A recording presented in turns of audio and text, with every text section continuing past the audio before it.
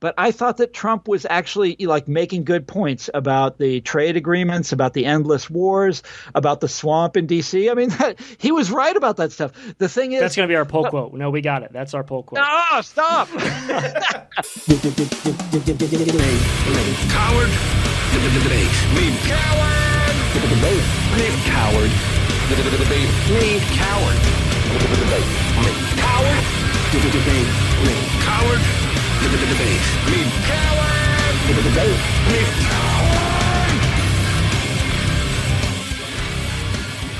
Neocon, paleocon, they're all dumbasses to me. That's what I have to say. I've been KetoCon for a while. It's really lost a lot of weight. Yeah. Welcome to Debate Me, Coward. As always, I am the voice of righteousness, always right, never wrong. In fact, I might even cut off my left hand. That's how much I hate leftism. Okay, settle down. The voice of reason, Ralph Wigglesworth. If Ralph sounds a little more exuberant and youthful, it's because he is no longer hiding in his apartment and has joined me in the Debate Me Coward studio. I left not wearing a mask. Yeah. Tell me to wear a mask so I can post a video on my Twitter. I want to shame you, Lenny. For all the constant belly aching that Ralph posts about having to wear masks on his Facebook It's feed. hard to breathe. He is a very compliant little sheep when he has to be. And I applaud him for that. Well, I don't want to be sick. We have a very special guest that we're going to be speaking with today. Thomas Frank, writer, historian, journalist, wrote What's the Matter with Kansas, among other books.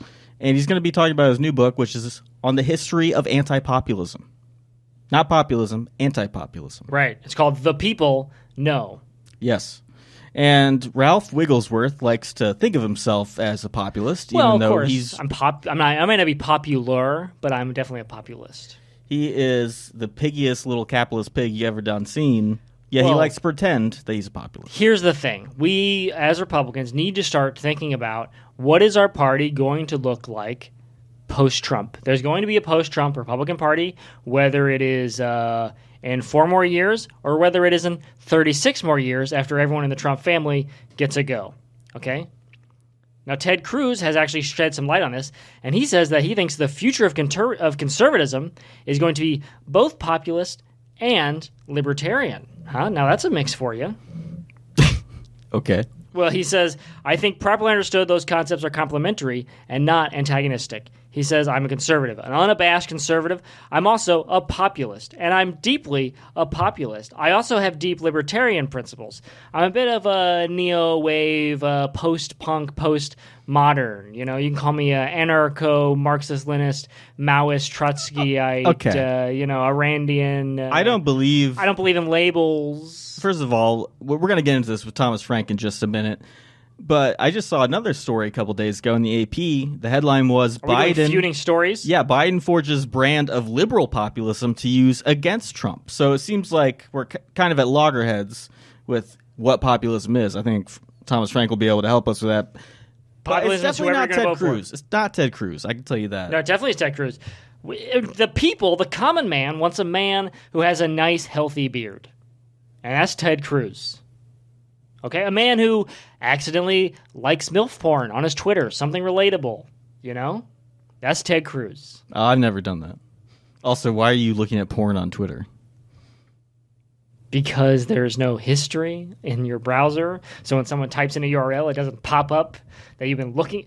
You know what? This is a discussion we should have off air. I think that we just need to get to our interview with Thomas Frank about his new book, The People Know. And as always, subscribe to the show if you haven't already, and follow us on Twitter at CowardCast. Now, on to the interview.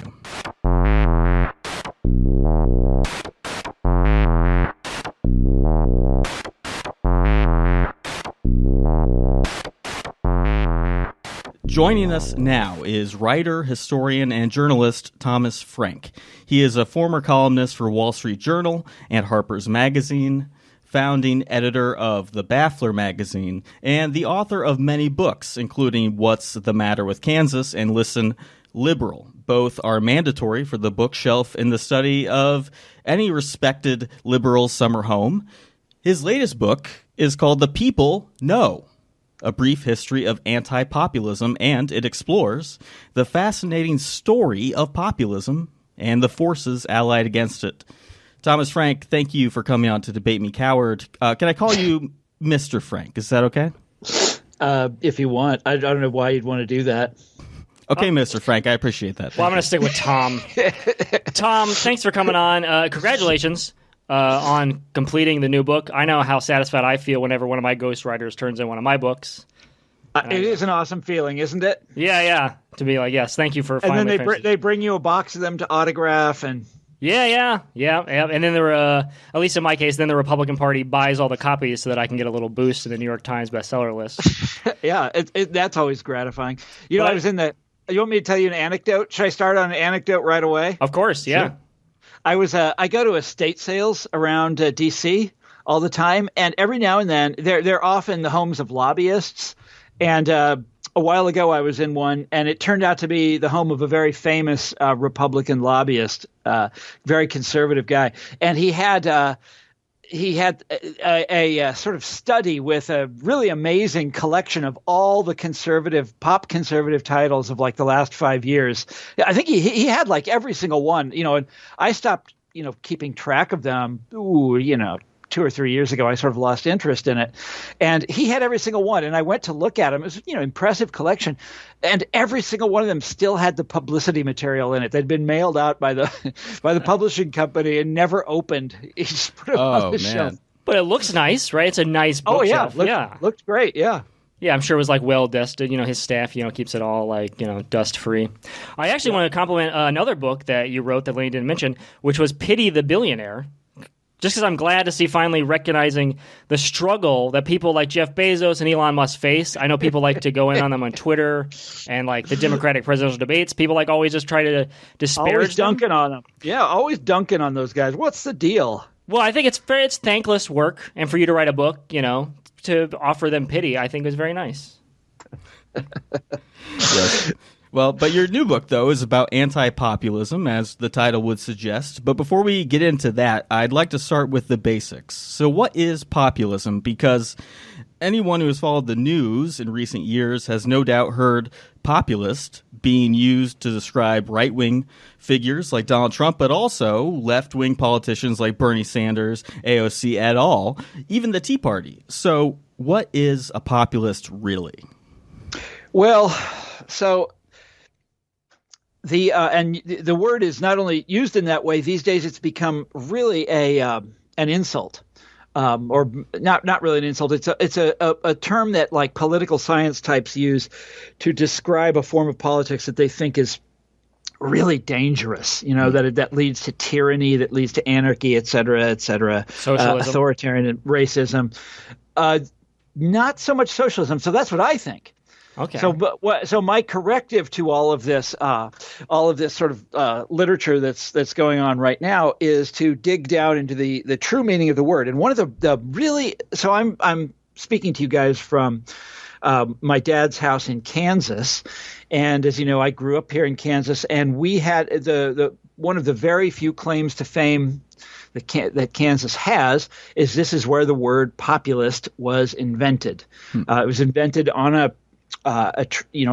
train somewhere between Kansas City and Topeka in the year 1891, and they used it to describe a third-party movement that was just getting started at the time.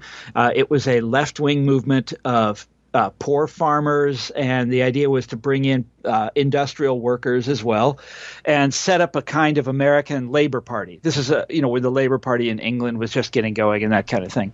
And that was their plan, and that's what they used the word to describe. And populism took off, and it became a really big deal for about 5 years, and it scared the hell out of the American ruling class, sort of East Coast bankers, robber barons, university professors, that kind of thing. And then it died. Okay. But it became it was a well-known phenomenon, and historians in this country write about it all the time, or used to write about it all the time. So that's how I know the word. And when I went to read all this literature that's being produced now, all of these books and articles about populism and what an evil force it is, a lot of them, I'd say most of them, don't even know that this American left-wing third party even existed. these people who invented the word. That is totally unknown to a lot of these modern day scholars. So I decided to set the record straight, if you will. And then along the way, tell me when to shut up. By the way, are we good? No, you're doing keep good. going. Yeah. This is fascinating. Okay. So along the way, I noticed something. As I'm telling the story of populism, and then the ways in which this populist sensibility, this kind of idea of one big movement of working class people, it comes up again and again in American history. So it comes up again in the 30s, with the labor movement, Franklin Roosevelt. It comes up again in the 1960s with sort of the end stages of the civil rights movement, and it comes up again with people like Bernie Sanders and a couple of others who I mention in passing in the book. But that's interesting. But what's much more interesting is something I realized when I started doing the research, which is, how I mentioned it a minute ago, that populism ran headlong into this incredible hysterical backlash from the American establishment in the 1890s. And this was an extreme. In the 1890s, the people who sort of ran America were extremely conservative. This is before the welfare state. This is, we were on the gold standard. There was no income tax. And these people, that's the way they thought. That's how a democracy was supposed to be. And the populists were trying to change all that, allow labor unions, institute an income tax. They wanted the government to nationalize the railroads. They wanted to do all these things to basically crack down on Wall Street banks, all this kind of stuff. And the establishment in the 1890s went absolutely berserk when they were faced with this. And they beat populism down in a really amazing way, and it did turn to violence in some places. But anyhow, I became much more interested in the reaction to populism than in populism itself, and the reaction to it is extraordinary. And what you find is the arguments that the establishment of the 1890s rolled out to beat populism. Those same arguments are what your sort of centrist liberals use now against what they call populism. It's the exact same thing. It's anarchy. It attacks norms. It refuses to listen to rightful experts. It's all about the bad elements of society, the deplorables, if you will, trying to do things above their station. Trying to run things when they have no idea how things should be run. They need to listen to experts. They need to let the elites do their thing, and this is what your anti-populists say today, and it is precisely what anti-populists said in the 1890s. So you've got this, and I'm really shutting up now. But here's the fascinating thing about this is that these center-left types today have taken an argument from the what we would consider now the extreme right of the 1890s, from a racist, ultra-capitalist, anti-government right-wing movement of the 1890s. How about that for fascinating? So so you're refuting the anti-populists. You're going up against them historically. Of course. No, I think they were totally wrong, but I'm also really interested in where their argument comes from and how it develops. What helps? So I say how it develops over the years. Yeah. But it helps. Sorry. Okay. You go. What helps me just to put people into categories and know where they line up. So you are an anti-populist. Yes. Right? Antifa. That's good. Very is good. Something Good, I'd good. like. Yeah. Antifa. Let's call your group that. So in the book, you have a thing where you actually kind of go against some people that are common now for speaking with the common man. You write that Oliver North, Newt Gingrich, Rush Limbaugh, Bill O'Reilly, Glenn Beck, Sarah Palin, the NRA, Fox News, and the Tea Party, I'm sick of them all. Now, I'd like to just call it that. I think the beautiful thing about the common man and any form of populism is that people have freedom of speech and they can scream about QAnon and fake polls in a variety of ways today. You can do it, on Twitter, Facebook, do it out your window. You can do it in a store and have someone videotape it and then post that online. And you have the right to do this, even if it makes other people sick of hearing it or literally sick because you're refusing to wear a mask. But here's my question. You are against these you're against these anti-populists, but yet these populist voices that I just mentioned, Fox News, NRA, Tucker Carlson, Laura Ingraham, Donald Trump, these people that are giving a voice to the forgotten man, the people so commonly featured in New York Times profiles, the silent majority. That's always screaming. God. Okay, you got to stop. Okay. This is But do you hate? I see where you're going. Are you an anti-populist? Okay, all right. No. Because I look at those. I don't see that as populism. I see that as some kind of. It's popular. Fox News is very popular. It's popular. Oh yeah. That is for sure. But it's some kind of simulacrum. Populism, in my definition, is a movement for economic democracy that is transracial, and that's what it was in the 1890s and in the 30s. And a lot of these guys that you just mentioned seem very populist. So you mentioned Richard Nixon and the silent majority, and that was a fascinating. Richard Nixon was a kind of a genius, and Pat Buchanan, the guy who wrote that speech for him, is also Pat Buchanan is one of the great kind of, I don't want to say genius for him, but he is certainly one of the masterminds of American politics and figuring out how things work. Also figured out how Donald Trump should approach the public. Right. I would not call him a populist, however. He calls himself that. But I think that's a misnomer because the things that he wants to do are not economic democracy. And look, I think Pat Buchanan he's a scapegoater. I think he blames people who shouldn't be blamed. He might even be right on some issues. In fact, I think he was right on a lot of the trade issues. But they took our jobs. That's classic Buchanan, right? They took our jobs. I wouldn't put it exactly that way, but I'd say the trade deals were some of them were really stupid, and they were negotiated deliberately to deindustrialize this country. But it's not like they did it; it's our own elites did it. Well, not Bill Clinton though. His trade deal was fine. No. Clinton. This is one of the guys that did it. This is one of the guys that screwed it up. But there's a strain of populism or what we call populism that every politician does, which is every good politician does, which Richard Nixon did, which Donald Trump does, which Ronald Reagan was very good at, Newt Gingrich, all the people that you just mentioned, which is that they speak in a way that that sounds like they care about ordinary people. Thank you. That's all I wanted to hear. That's all I wanted to hear you say. They care about ordinary people. Or they pretend to. I mean, they get in office and then do dreadful things. But you look at the Democrats; they have a real problem with that. I mean, you look at poor Hillary Clinton, and I voted for Hillary Clinton, but she had real problems convincing people that she gave a damn about them. I mean, it is extraordinary to me that she lost to a guy like Donald Trump, but she did Russia. I mean, Russia obviously caused her to lose. I mean, that's the subject for another podcast. Vladimir Putin stuffed the ballot boxes. I saw that on MSNBC a couple of years ago. But look, much of your book focuses on a third party. I think you mentioned a few minutes ago, or at least alluded to, in the late 1800s called the People's Party. And you write... Yeah, that's the populists. Yeah, but they denounced capitalist corporations, national banks, trusts. They declared the time has come when the railroad corporations will either own the people or the people must own the railroads. They even supported something called free silver, which to me sounds like a bunch of Bernie bros peddling free stuff. But what ultimately happened to the People's Party? Well, what was their story? So that's what I was talking about.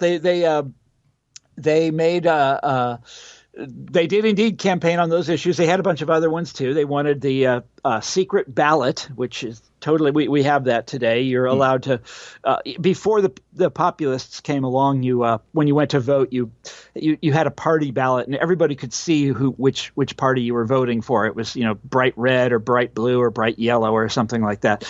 And the populists said no, you should have a secret ballot. They wanted votes for women. They eventually got that.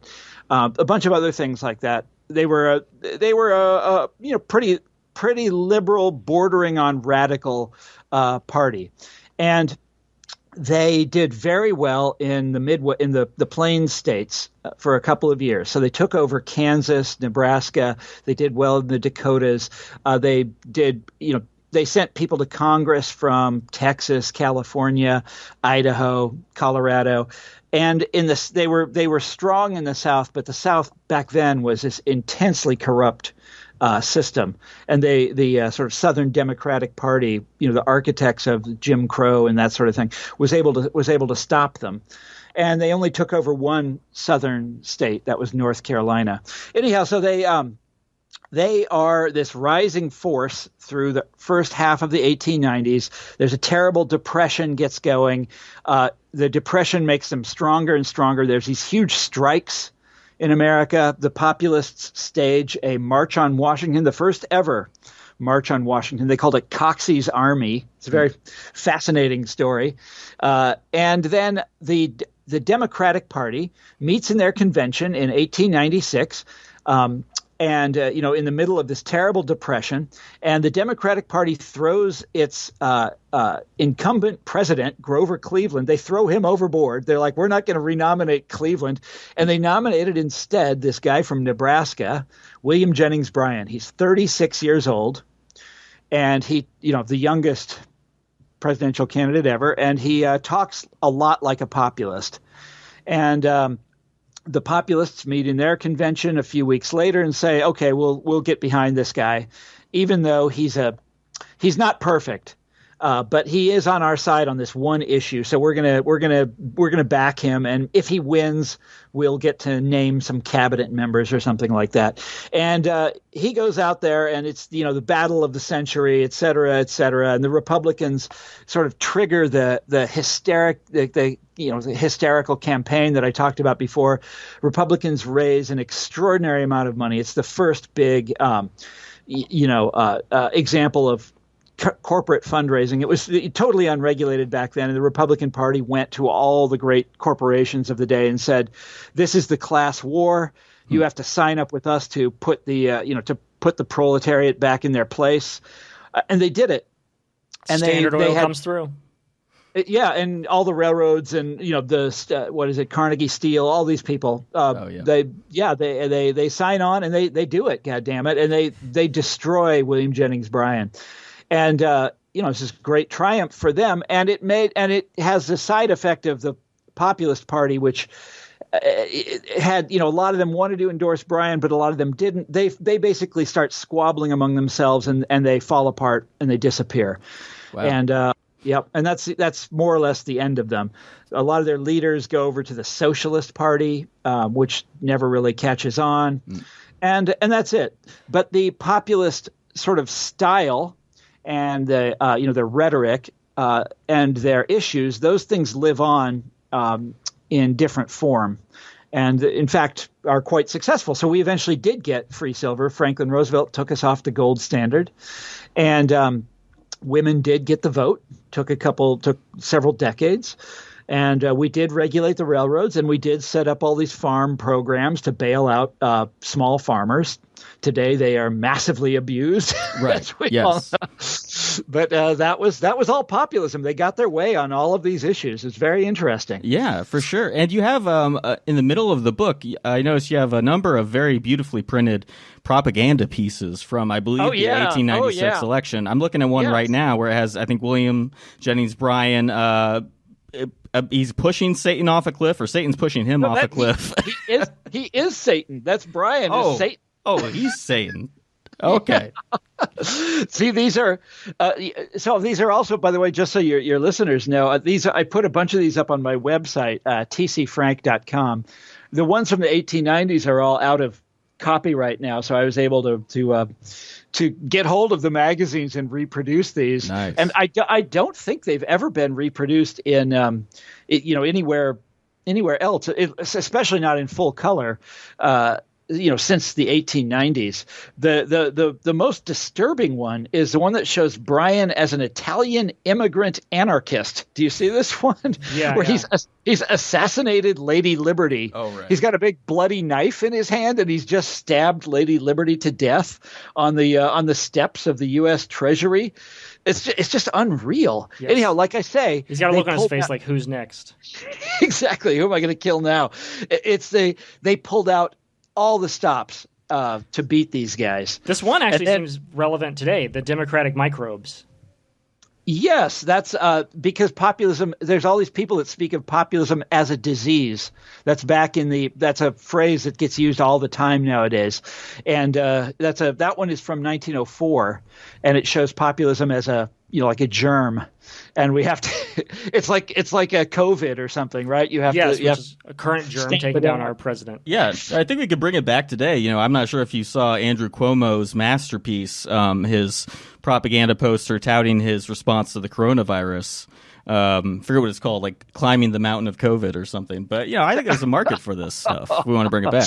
By the way, if you go back to my book and look on the next page, after I have the cartoons from 1896, I have a bunch from 1936.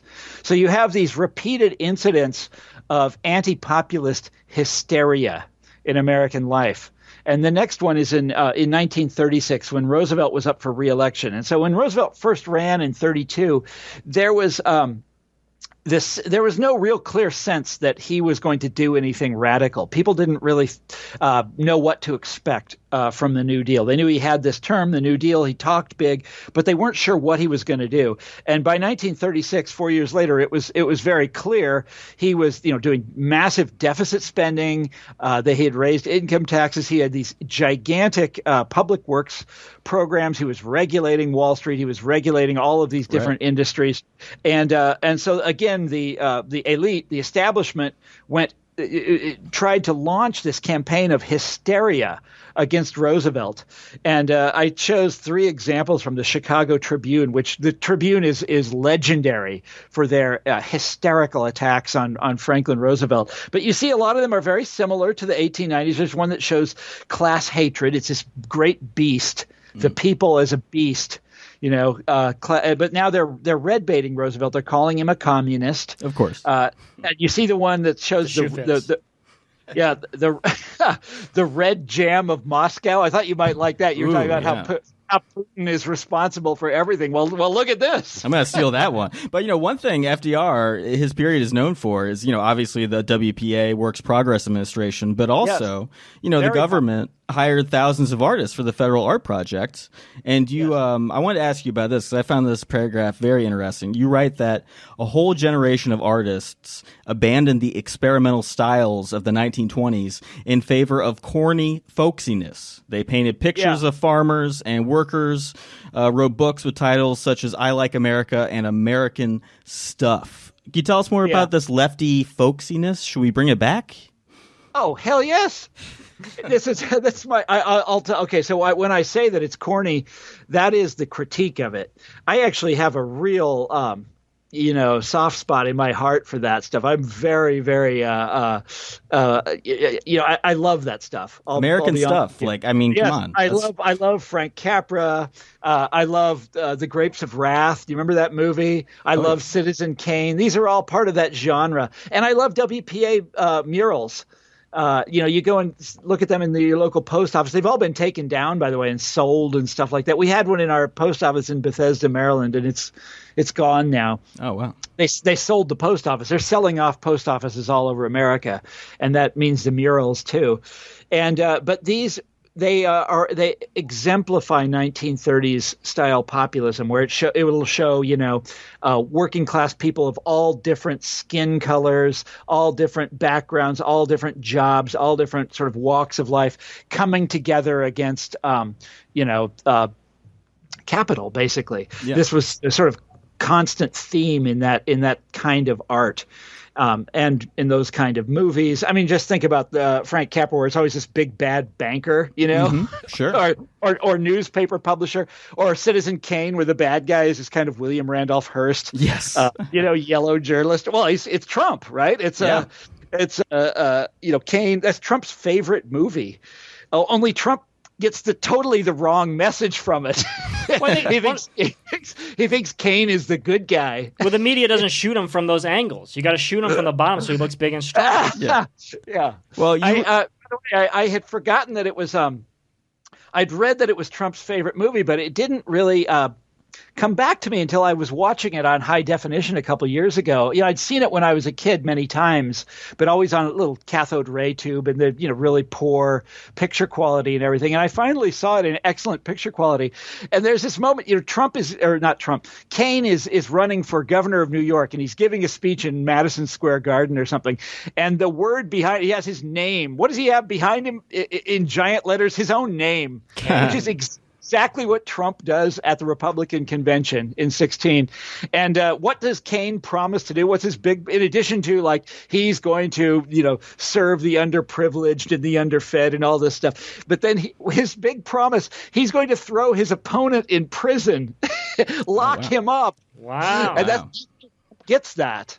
That's where he got that. And, well, I need to correct you. I think actually Trump's favorite film is Triumph of the Will. I'm pretty sure I read that somewhere.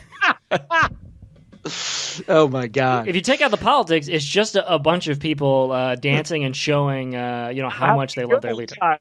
Everybody loves marching around. Good fun. Yes. To exercise, people are trying to get out of their house right now. Yeah. Marching is the way to do it. Well, to keep it on FDR though for a second, you refer to the era of FDR and the New Deal as peak populism, right? Yes. So tell us more about that. The peak populism. How is that different from what we saw? In the 1890s. Okay, it's very similar to what happened in the 1890s. The rhetoric is almost precisely the same. Now, the word populism was not used in the 30s except for on rare occasions to describe Roosevelt.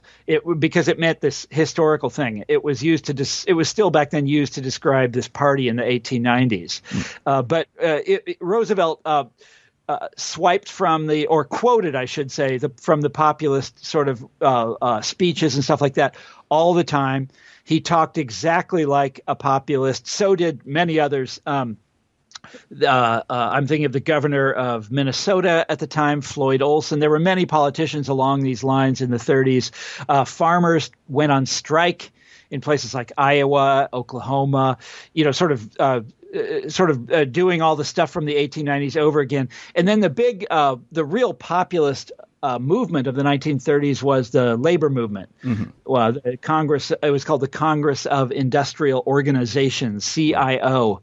And these guys were going to organize everybody, not just the skilled workers. They were going to organize everybody, no matter what race or background or immigrant status. They were going to organize everybody, and they had this. It caught fire in the 30s, and they were just signing people up all over the place, and it tripled. The labor movement tripled in size in the course of a decade, and they were winning their strikes, and the management was being forced to recognize them and sign contracts, and all of a sudden, and this is populism as a success story. These guys prevailed in the 1930s and the 40s, and they basically built the middle class of this country. Not by sending everyone to college, but by negotiating for good wages for everybody. Or that's what they meant to do, and they tried to do, and they succeeded to a very large extent. Now, we all know there's lots of ways in which they failed, but this is what populism looks like when it wins in the 30s and 40s. And okay, I should shut up, but I was going to say, if you go back and look at the most outrageous example of this is World War II movies. You remember these? There's always like the guys on the B-17, right? And there's one. They all have have these. They're from all different backgrounds, and they're going to go blow up these racist Nazis. Right. That's sort of populism triumphant. It's like patriotic socialism, kind of like it was. Exactly. Yeah, it's fine for you guys to love your leader. Yeah, what were those titles of those books? American Stuff. I Like America. These guys would they were very, very patriotic. Yes. So some people think that we're maybe could be possibly. I mean, I'm going to try and fight this with every fiber that I have, but going back in that direction, possibly. Bernie Sanders has said that Joe Biden could become the most progressive president since FDR. Do you think Bernie's right? Should we keep an eye on Joe Biden? Is he going to finish what Eugene Debs started? So Bernie and Biden are personal friends. Oh my God! What Eugene Debs started? I doubt it. I doubt. Look, Bernie is being really optimistic there, and That's what he feel does. That's what he's good at, is being too optimistic. Well, actually, he never is. That's a new thing for him. But I feel for Bernie because I really liked Bernie Sanders. I voted for him in the primaries both times around. And does it feel good to confess that, to get that washed clean of your sin? I voted for Pete Buttigieg. Just want a full disclosure. Okay, so I don't know what Bernie knows that I don't. I would say this. There's a lot of people that like Biden. I wrote a column about this for The Guardian because a lot of people like Biden who you would never expect in a million years would like Joe Biden. So Biden clearly has something on the ball that the rest of us don't see. And so if you go back and look at Biden's record as a politician, it's piss poor. It's really bad. I mean, this is the guy, he voted for every one of those sort of mass incarceration bills. He's tough on crime. He's classic tough on crime guy. Yeah, I guess you could say that. He voted for all the lousy trade agreements. He was the architect of the Bush administration's the bankruptcy crackdown, which has been disastrous for people with college debt, among others. He has not been a very progressive guy, and so to expect him to suddenly become progressive, I think is a little too much. But I did go out and ask people if this was people who endorsed him. I talked to a union president, the president of the firefighters union, and I asked him, straight up, why did you guys endorse Biden? They endorsed him very, very early. And they endorsed him over other people such as Bernie, who had a much better lifetime rating from the AFL-CIO. Why'd you do it? And he gave me his reasons. He said Biden was really I'm not quoting here because I don't have it in front of me, but basically he said, yeah, by exactly the same thing that Bernie just said. Biden is actually a really good guy. Now, as I say, I don't see the evidence for it. I would love that to be true. Is that populist to vote for someone's character? Be like, I just like the way he talks. He just seems like a nice guy I want to have a beer with. Does that make him a populist candidate? No, although a lot of people think it does. That's why a lot of people voted for George W. Bush. He had that kind of soft beer with him, right? Like you want to get wasted wait a minute. with him. Yeah, and he had that this sort of wonderful Texas twang to his voice. Or look at his dad. You remember his dad ate pork rinds. Yeah, they have Southern accents, even though they grew up in Connecticut. Jimmy Carter, the last president to actually call himself a populist, really? Had that soft Southern accent. None of these guys actually did anything populist. I mean, all of them, including Carter, were terrible for the sort of the great populist cause of economic democracy. They all were disastrous for that cause. But in a kind of surface way, yeah, that's the word they use to describe that. But here's the deal. Populism also means having this a mass movement, okay, a mass movement of working people from different races and different backgrounds coming together to demand, this economic democracy that I've been talking about. None of that is, that doesn't exist now. There is no such movement. I mean, there's organized labor, but these guys are not exactly on fire right now. I wish they were, but they aren't. What about a movement that unites groups like boaters, bikers, suburban moms, people that post on Reddit? Cops? You're talking about the Trump coalition, right? Bikers, boaters. It's a wide coalition. So Trump likes to think he has a movement, but I don't think that's a real social movement. The closest the right comes is the Tea Party movement, and I wrote. Remember, you talked about my book "Pity the Billionaire." That was about the Tea Party movement, which is a really interesting experiment in upside down populism. Do you remember? It was one of the groups that the populists hated, the original populists in the 1890s. One of the groups that they hated the most in American life was commodity traders. Oh, the scum of the earth.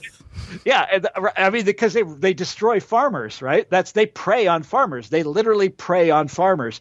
And the Tea Party movement was actually launched from the floor of the Chicago Board of Trade by commodity brokers. I love that. It's completely upside down. And the great sort of Bible of the Tea Party movement was Atlas Shrugged. You remember this? Yes. It's a book about a strike. It's a book about a strike by the 1%, in which they are going to teach the people to behave. The people have to, they're going to bring the world to its knees. The 1% are by going on strike. So it's a weird populism through the looking glass. It's completely upside down. But they had this going for them. At least they sounded good. They said they were against the bailouts. They were for a while. They were the only ones who were. And so all sorts of ordinary people fell for this, and it looked authentic. And so we live in this crazy time where people are coming up with replicas of populism all over the place, and the public is falling for it. It's in some ways the great sort of explanatory text of our time is that Frank Capra movie I referred to in passing before. It's called Meet John Doe, and it's about a fake populist movement in the 1930s. It's called the John Doe movement. John Doe being the average guy, Right. And they find this guy is played by Gary Cooper. He's a super average guy, and they build up this movement around him. And then Gary Cooper, starts wondering why they're doing this, why they're sending him around the country and having him speak to these groups and say the things that they're having him say. And he discovers that the whole thing is being masterminded by this fascist newspaper publisher, this, again, William Randolph Hearst kind of guy. And so he tries to break with the newspaper publisher, and of course they destroy him. Because the mass media has too much power and he can't fight back. And so they ruin his life. But the movie ends on this very hopeful, positive note where the people are going to figure this fascist guy out, and they're going to beat him in the end. And so I remember when Glenn Beck was on the rise. Mm-hmm. Glenn Beck, who was a kind of tool of Rupert Murdoch. Sure. Fox News, and it was almost like exactly drawn from this movie script. But you sort of combine that with Citizen Kane, and you get Donald Trump. In this kind of ultimate fake populist moment. It's really disturbing. It's like we're living through a nightmare from the 1930s. Well, here's the thing, Tom. I'm not really sure if Donald Trump is fake populist, because you're talking about how the People's Party of the 1890s, right? And to go back to their convention where they back, William Jefferson Bryan, and they have their own vice presidential candidate who they then run for president a few years following. Tom Watson, who in 1908 he took, let's call it pride in saying that he was the only candidate to stand squarely for white supremacy, which may have had a different sort of meaning back then. I don't think it had a different meaning. I'm not a historian. No, it had the same meaning, and he became. So Tom Watson is one of these really fascinating characters. He started out his career as by the way, by 1908 when he said that, the Populist Party was dead. He might have still been calling himself that. He still ran for president with it, right? Did he? Oh, but they had no, there was nobody left. It was just him. It was like if he had a convention at all, it would have been him and his like five guys sitting around a dinner table somewhere. The party was gone by then. So nothing sadder than a lone populist. He called himself. Yeah, I know. It's possible that he called himself that. But Tom Watson is one of these fascinating characters in history because he started out as a racial liberal. So he was one of the leaders of populism in the beginning. And he said, we are going to solve the race problem in the South by getting black farmers to vote to unite forces with white farmers and overthrow the white supremacy Democratic Party in the South. That was the idea. That's what populism promised to people, and that's what populism was going to do. And he sort of went a little nuts. He decided if you can't beat him, you might as well join him. Well, he got beat is what happened. And he got beat. He had been a member of Congress, and he got beat really bad. They cheated him, and then they cheated him again, and then they cheated him some more. And something well, we don't really know what happened to him, but he kind of disappeared for a while, and when he came back and was this vicious, a cruel opponent of his old friends, of the black people who he had encouraged to vote for him and for the Populist Party a couple of years before. And it's an awful story, but historians are fascinated by him because it's a story of a good guy turning bad in this really shocking way. But here's the thing, he has this career where he starts out as a great guy, a racial liberal even, and then he goes later on, after populism is dead, he goes incredibly wrong. Well, which Tom Watson is the one that's representative of populism? It's clearly the earlier one, because that's what lots of other populists were saying. The later one is this kind of nightmare figure that is horrifying to people. Yeah, that's true. Yeah, he's horrifying now, but he was a good guy who kept getting cheated and cheated and cheated, and then he became a MAGA guy, right? Would he not be a big Trump supporter? That's exactly. Oh, hell yes, of course. And but he also got elected once he became a white racist. And he actually was single-handedly responsible for the lynching of a Jewish guy. His name was Leo Frank, not related to me, but I'm still pissed off by it. Tom Watson did this stuff, and after he did these horrible things, guess what happened? They elected him to the United States Senate as a Democrat. I know. Once he became this awful monster, then he was okay. Then he was okay, and they were like, "Okay, we'll let you back into the party. We'll let you have fun we'll let you play join in our reindeer games." And they sent him to Washington as a U.S. senator. Wow. Once he had become a racist asshole. Isn't that amazing? For sure. I mean, it was. There was a lot of racism going around in the water. Eugenics. Not all populists were racial liberals. But all Democrats are monsters. Back then they were, yeah. They were. I mean, they've changed. They've changed today, but in the 1890s, the big racist force in this country was the Democratic Party of the South, and they, no surprise here, they were the ones that populism was trying to overthrow. And guess who won in that contest? The Democrats, the racist ones did. And the famous story. It should be even more famous than the story of Tom Watson, is the story of what happened in North Carolina, where it's the only southern state where the populists managed to win. And they did it by coming together with the local Republican Party, which was a very small party, which most black voters in North Carolina, at the time blacks could still vote, most black voters in North Carolina were still loyal to the Republicans. And so the populists and the Republicans came together in North Carolina, and they won. And they won several times in a row. They had the governor, they had a senator, U.S. senator, this kind of thing.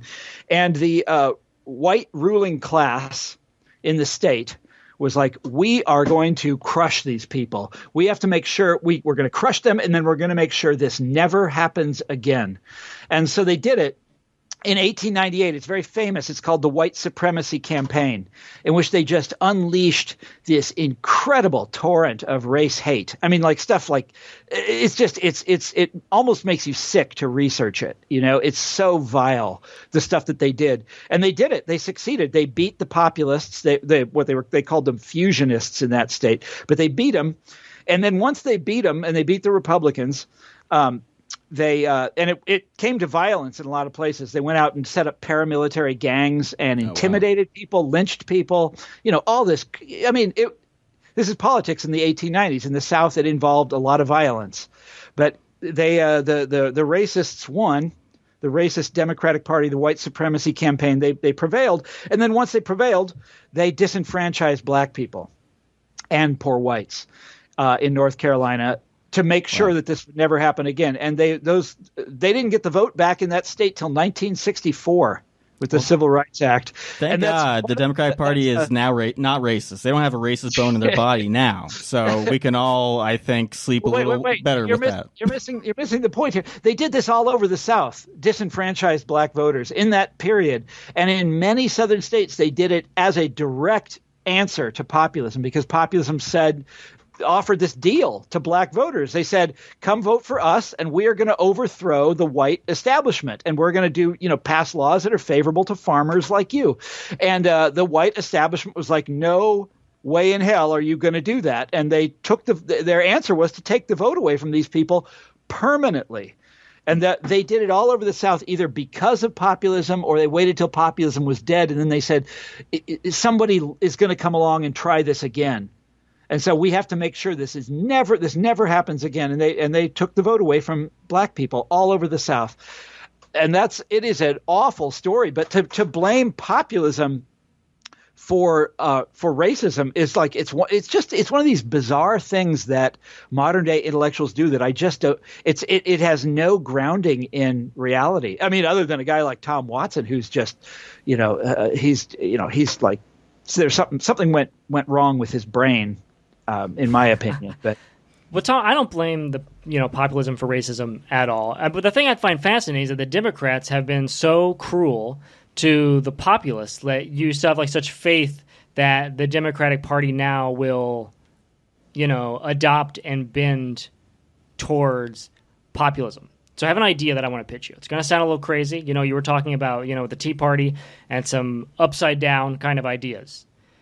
The Democrats have been so cruel to you, and no like self-respecting populace now is going to be able to really support Joe Biden. And I don't know about that. Well, I mean, we don't have a lot of choice, right? We don't have. Yeah, that's right. Thank you. You don't have a lot of choice. We don't have three parties anymore. There was this time when we did, the 1890s, but that was brief, very short-lived. But the Republican Party has shown that they can get a populace elected.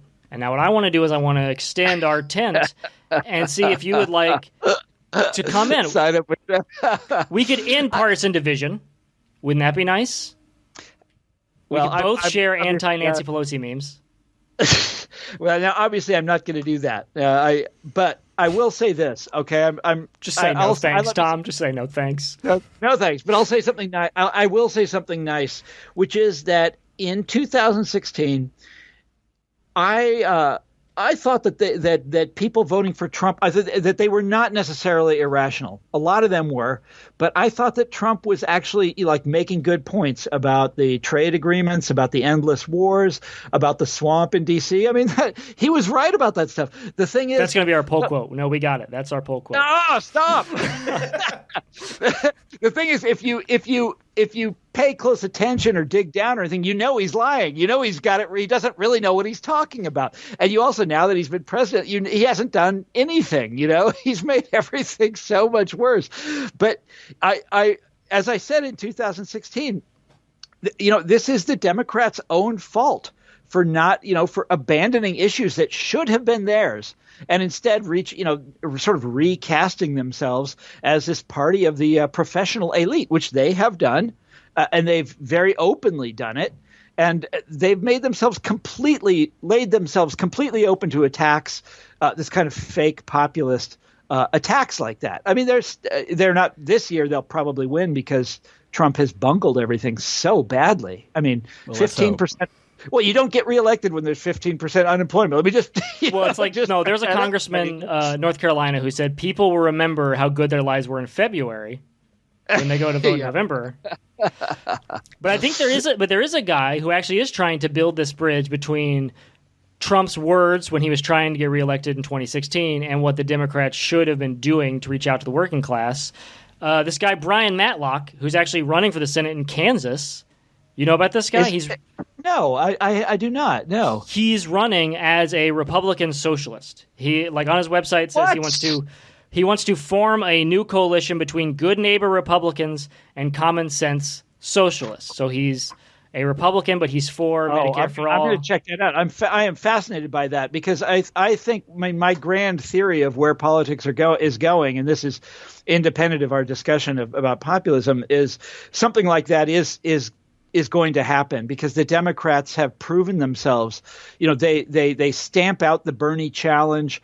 Obama, who we all had such high hopes for, did so very, very little. No, I saw the writing on the wall. I saw it. Yep. But he did all kinds of great things for Wall Street and for the professional class, for the but don't they deserve it, Tom? The elites are elite for a reason. Right. They went to good schools. They got good grades. That's right. Something Obama did that I think is sort of a very populist idea that I like, that I kind of think Trump should bring back. and that was how Obama sort of was able to get Obamacare, to kind of be more popular, was allowing these town halls where you could show up, common man can show up, and you could just call your senator or congressman or woman a Nazi to their face and just be like, you're a Nazi. I remember that. Those were powerful moments. Do you remember that? And Fox News was running them around the clock. It's fun times. It was crazy. It was like, Grateful Dead concert. They're just following around. What always would get me about those Democrats back then is they have this ideal of passionlessness, like they all want to be Michael Dukakis, right? I am the greatest technocrat of them all. All our problems are technical, not ideological. And they'd stand up there and and mumble very softly. And here's a guy yelling at them, and it was a blowout. Nobody likes that kind of politics. People want passion. They want emotion. They want somebody that connects with them. And the Democrats they have so much trouble understanding that. I will say one good thing about Dukakis. He knew how to drive a tank. Not everyone running for president knows how to drive a tank. Yeah. Yes. That's right. That's definitely true. Well, Tom, Mr. Frank, Mr. Tom, we're almost out of time here, but I just want to say it seems like, I've learned a lot from our discussion today, but it seems like this book may have a little bit of an agenda, presenting the past in order to force us to reimagine the present, that kind of thing. But we all know there are only two teams in American politics, Team Red, Team Blue. Nancy Pelosi is just as progressive as Bernie Sanders, and every Republican is just as racist as Donald Trump. But you are arguing the real story of history isn't red versus blue, but ordinary people versus elites. So to that end, what lessons do you think the progressive movements of today, Fight for 15, Black Lives Matter, et al., what lessons can they take from the populists of yesteryear? So I think you mentioned Black Lives Matter. Now, this is a group, a movement that I think has potential for really catching fire. The next step, and I hope they take it, is to move into economic issues and not from the top down. There's a big war on right now as to whether Black Lives Matter and all of these all of the stuff that's going on around us becomes corporatized or becomes populist. Mm-hmm. And I am hoping that they become populist and they stick with their roots and they stand up for ordinary people and their economic democracy. But there's a strong push right now for corporations to sort of swallow this stuff up. They call it woke capital. That's me. Hey, I just bought a Black Lives Matter shirt from Old Navy, and it's great. It's great quality. Yeah, that's great. I think that's what we need. That's what we should expect from our corporations. They're like our moms and dads. They're going to take care of us, shepherd us through the storm. Oh, Ralph. No, that was Lenny. But we both believe that. Yeah, we both believe that. Yeah. We both think that they should sell out as soon as possible. But Tom, we want to thank you for coming on the show today. It was a lot of fun. And I just want to leave you with some parting words. And that is that the gravity of discontent pulls to the right, and further to the right. I remember that. That was one of my favorite lines. What's the matter with Kansas? Truer words never spoken. It's always going to go to the right. But I want to encourage all of our listeners to go out and buy the new book, The People Know, A Brief History of Anti-Populism. Before we wrap up, Tom, what's next for you? Oh, hell, I don't know. I'm going to go hiking in Rocky Mountain National Park or something. That's nice. You have The Guardian. I write essays for The Guardian and various places like that, but I don't know what's next. This book just came out. I've been working on this for years. I sort of got to, see it through here.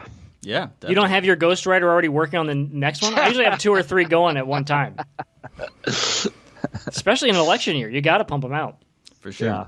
Well, you can find more from Thomas Frank, including some really interesting propaganda from the 1896 election and other elections on his website. That was tcfrank.com, right? That's absolutely. Yep. And it's some amusing stuff. Cool. And also, it looks like, did you create a new Twitter account or did you have Twitter before?